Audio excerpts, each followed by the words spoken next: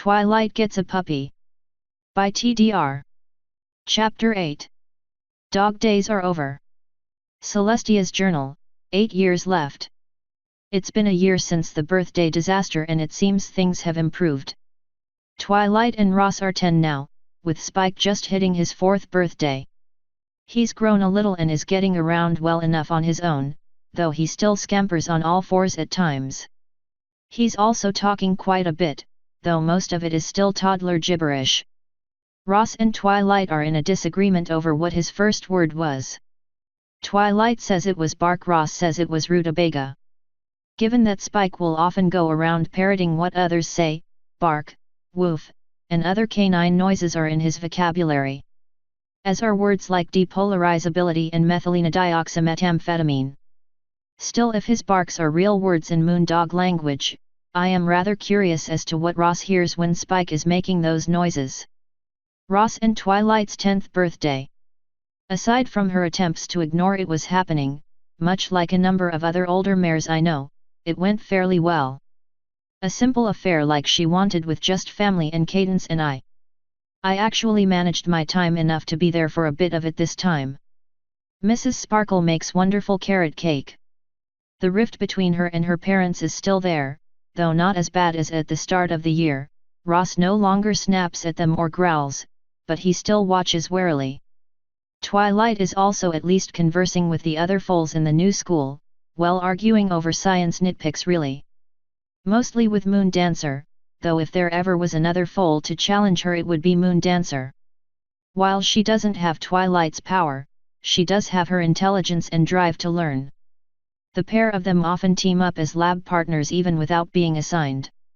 Ross usually winds up with Lyra heartstrings, which oddly works out as the teachers know that if something is going to explode, those two are going to be at fault.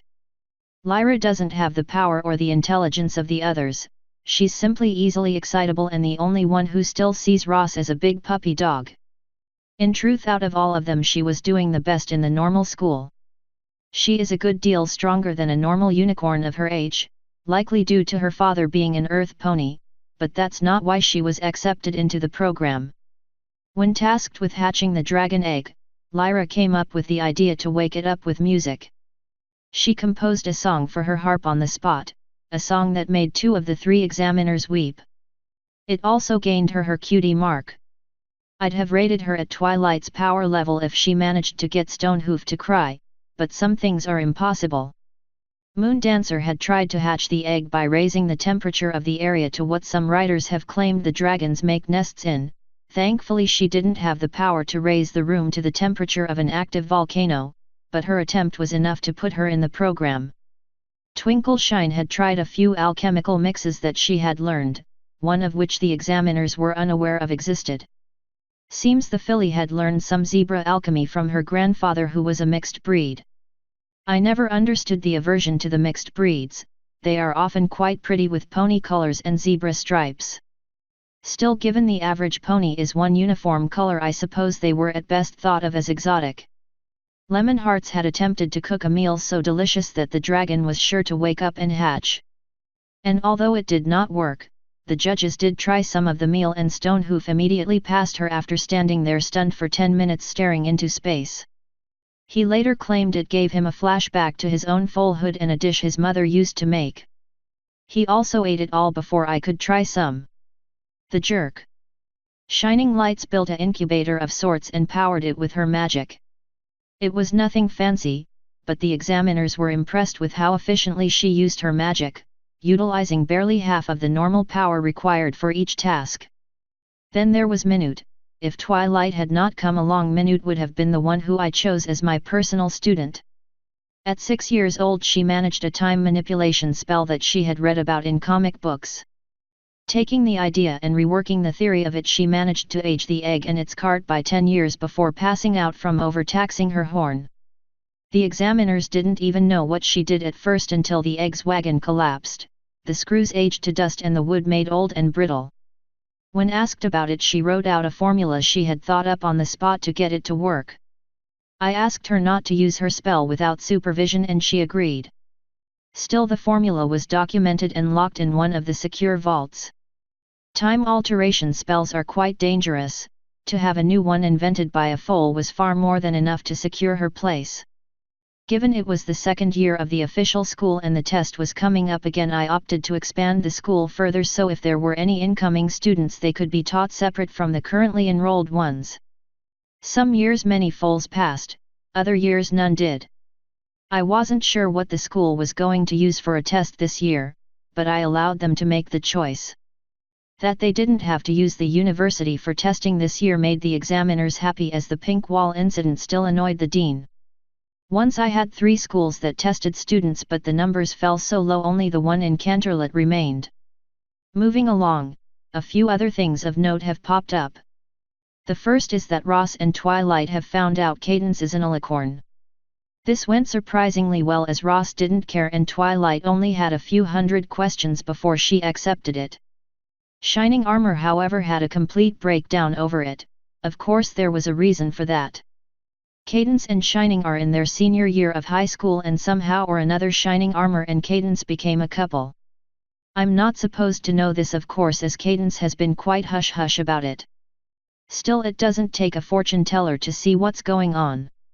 Shining Armor is going to join the Guard when he graduates and the Colt doesn't want any hint of any sort of favoritism.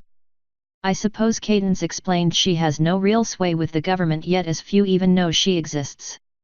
But he seemed concerned with how I might influence his progression. He has a right to be worried about that, cause I plan on it. He thinks he's worthy of my niece and becoming a prince? I plan to make sure he is. I've got 2 old drill sergeants in mind that I will need to woo out of retirement for his training class. Staff Sergeant Starfall Silvertail and First Sergeant Gerard Kaiser. Both of them were strong opponents of the relaxation of old Guard protocols involving training, and while they were instructors the pair refused to follow the new politically mandated SAFE programs. While this resulted in more dropouts, it also resulted in better guards. They both retired a few years ago however, Silvertail so she could play with her grand foals, and Kaiser because his wife was starting to demand foals before they got too old. From what I have heard, he and Platinum have their first on the way soon. Still, I should be able to convince the pair of them to come back for a training session. A rank bump and a pay upgrade coupled with full control over how they run their training. Shining had best prepare now. Though I think he might be doing just that, with the help of Ross, which brings up the second thing of note. Shining Armor has begun training for the Guard even though he has a good 6 months left until he can enlist. Aside from a Twilight-sponsored exercise regime and research into tactics and Guard history, he is also practicing his magic. In particular, he is forming shields and getting Ross to eat them. While it seems quite silly, particularly with the pain it brings to have a stronger spell devoured like that, he's persisting and it is showing impressive results. His shield spell has become one of the strongest I have seen in a long time. It was already his signature spell, though with the training he's put himself into I might even have a hard time breaking through one of his shields. It's currently gotten to the point where Ross can't even bite through it like he should be able to. This has brought my interest in him up considerably. A shield spell that is resistant if not outright immune to effects that disrupt the mana flow would be invaluable to the Guard. Still don't think he's worthy of Cadence yet, but he's showing more promise than I thought he would. Ross and Twilight have also started to tag along with him during his exercises, and while the 10-year-olds cannot completely keep up with the 18-year-old Colt, even they are showing results. Both have lost that little bit of baby fat they still had, and while Twilight has slimmed down considerably, Ross has bulked up. Twilight has tackled this the same way she does everything else, with a multitude of checklists for both herself, Ross, and Shining. She's also read up on physical fitness to the point that she's acting as her brother's coach. I wonder if I should bring in a teacher for this sort of thing as well. None of the school's foals are out of shape, but Lemonheart is a bit pudgy. Something to consider later, work the mind and the body. I probably could use a bit of a workout as well, too much cake. While I've yet to have any complaints about my flank, with what's coming, I need to get back into a shape that I can fight in. If my initial plan fails, it may be all I have left to fall back on. Author's note. Most of my titles have been music related, this one is from Florence and the Machine, I may switch to puns before too long. This chapter brought up a few changes to the canon I wanted to roll with and also cemented this further in canon with other things. Still, it is decidedly an AU story. We also had cameos by not one, not two, but three classic SIS characters. Alternate AUs of alternate AUs are fun. I posted this one so close to the last one because this is supposed to be a light and fluff story, and last chapter was somewhat dark. Granted, this might have been due to my grandfather being hospitalized when I wrote it.